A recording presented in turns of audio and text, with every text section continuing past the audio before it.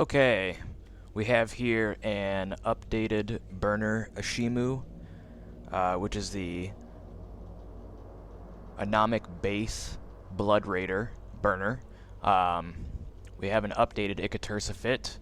I had a fit that worked, but at times it could get a little bit sketchy, a little bit close, depending on how Ashimmu was approaching you. Sometimes he would alpha you at points, and you'd have to sometimes overheat your reppers, I found, to be able to comfortably stay in the fight, and I did not like that.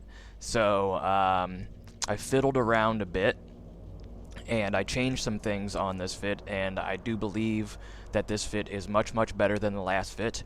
And so I would like to bring you up to date on what this fit is and how it works, and what I changed. The first thing I changed is I dropped the webs. I had 2 webs on the last one. I dropped those. Now we have a Thukker large cap battery. We have a cap recharger too, and I have an Imperial Navy cap recharger. You could probably also just use the Tech 2 version on there as well. I had the Imperial laying around, so I figured why would I not use that. I do believe the Thukker is on here for power grid consumption purposes. So either way, our capacitor is at 61.3 gigajoules a second, with a recharge rate of 55.4% excess. So that cap holds nicely. This is a energy neutralizing burner. That is what the Ashimmu does, with 2 energy neutralizing frigates as well. And in place of the stasis webifiers, I am using stasis webifier drones. Now, it is important when you use these drones not to go at Ashimmu with them. You take out the 2 frigates first, and then you take out Ashimmu last. If you attack Ashimmu with your stasis webifier drones, Ashimmu will kill your drones.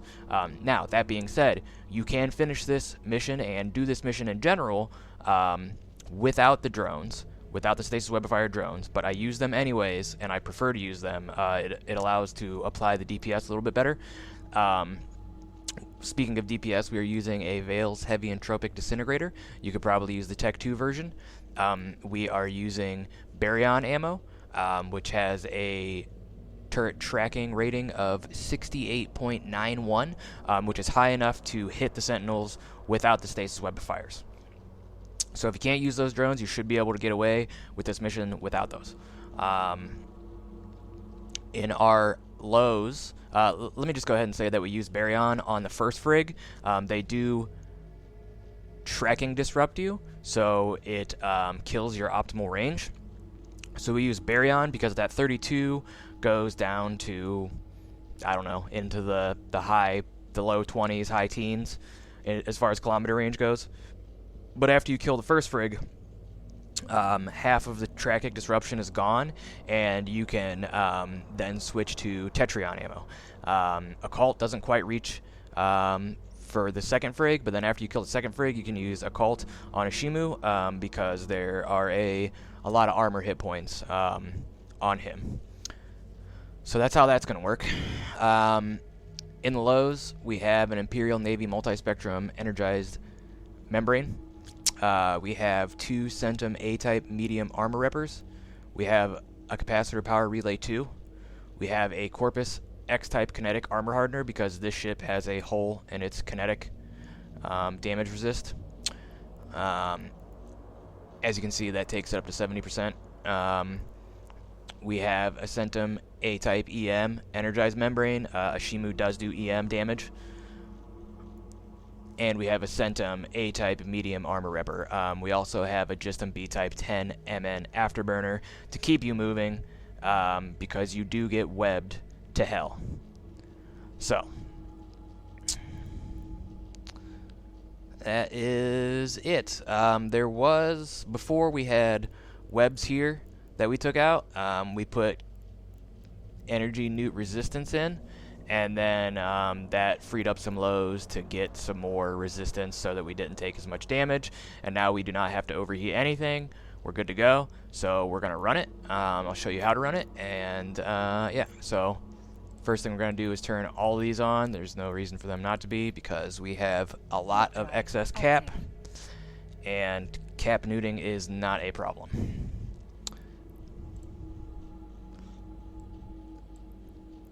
We have a mobile tractor unit to pull in the loot, and we have a mobile depot. I always drop one anyways, just out of habit. First thing we're going to do is drop those. We're going to turn and fly away and turn our Afterburner on. We're going to lock these dudes up, and one of them ends up flying at you way faster than the other one. Biggest thing is just get rid of the first sentinel as fast as you can. And I should probably fly down a little bit too. So you can see this dude's coming in here. So we're actually going to go and orbit this guy at 7,500. We're going to start applying DPS once he gets in range. Our range is 21 kilometers with the Baryon. Oh, no, this guy came in range first, so we'll put some DPS on him. We'll orbit him at 7,500.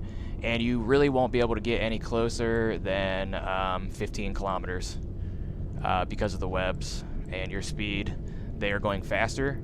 You can see they're going in the 400 to 500 range, and we're only going 264. At this point, I will throw my webifier drones on him. You want to make sure you're all locked up first before you put your drones out, because they will get killed by Ashimmu. And if you see any of these E-War icons drop off, go ahead and pull your drones in, because that means that he's probably locking them, or if you see yellow boxing.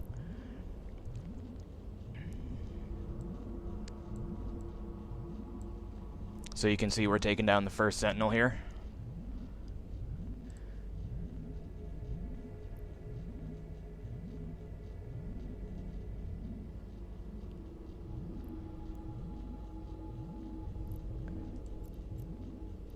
And then as soon as that dude dies, we're going to switch our orbit to this other sentinel. We're going to pull these drones in so they don't get locked.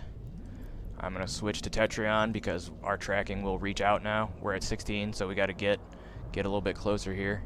Here we are. We're at 16, so we can hit that guy, and we're going to throw these web drones back out at him to pin him down.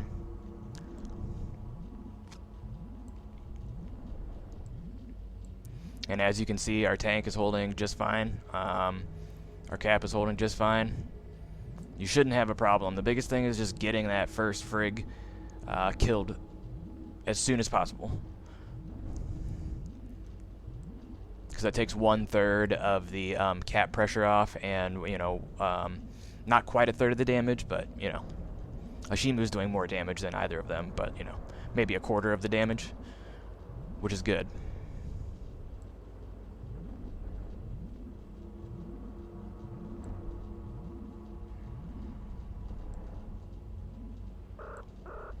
And we should be through this guy pretty soon here. And then we'll switch to Ashimmu.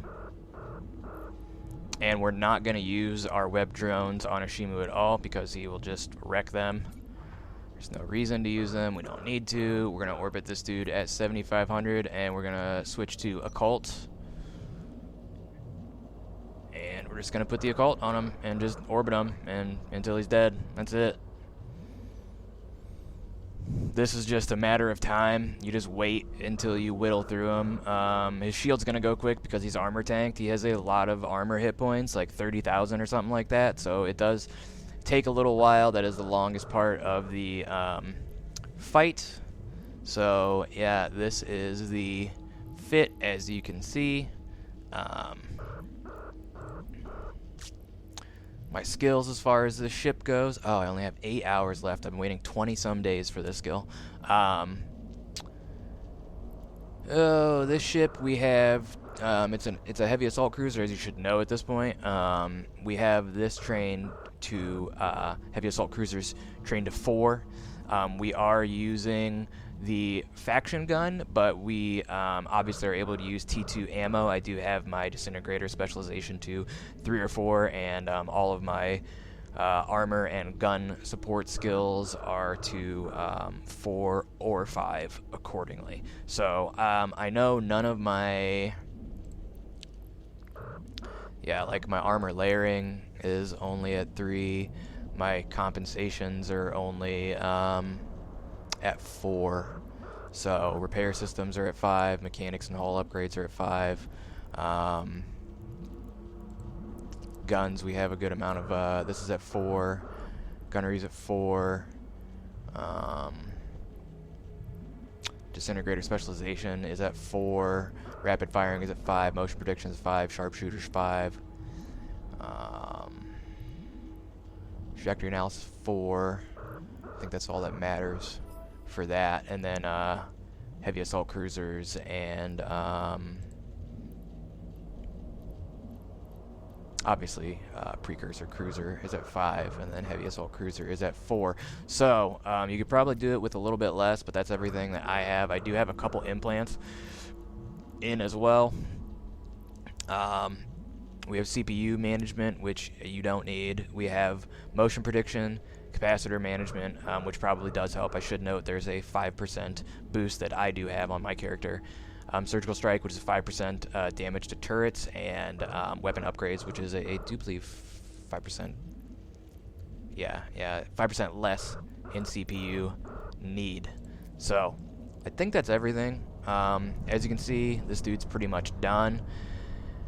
And yeah, everything is worked out fine. So this is a better fit than the last one. It has worked reliably. I've done this fight probably 20 times at this point, so I wanted to make an updated video that there is a better fit than what I have seen previously. I do recommend this. All we do now is fly back to our mobile tractor unit and we get our loot, and then we turn in the mission. So if you have any questions or comments, or if this video helped you, please consider liking, subscribing. I do plan on making more videos into the future on the regular about Eve. Right now I'm just going to be covering missions, but I plan on branching out into other things. Right now I just wanted to figure out like what all you could use the Ikitursa for, so I want to do all the burners in the Ikitursa is my goal. So I've tested all of them except for, well, I've tested 2 of them. I need to test 2 more. I need to do the Burner Talos, which will be coming up this week, and then also the Burner Angel, and those will both hopefully be coming out this week. So thanks, I appreciate it. I guess we can go ahead and see if we got anything. You usually always get 3 Morphite from this. For some reason there's 3 Morphite. You get some sleeper blue loot. Yeah, so you always get these neural networks. You always get one of these, which is like an obscure industry thing for some, what is this, like some remote repper blueprint implant thing. Yeah, remote rep. So you always get that, and then you always get the blue loot, and then you usually get like 3 Morphite. So there's really not much in there. We're gonna grab it anyways. You know, there's a million there. I haven't gotten any like faction stuff or anything from it yet, and that's it. So yeah, thanks for watching. Hopefully it's helped you out, and I'll catch you guys later.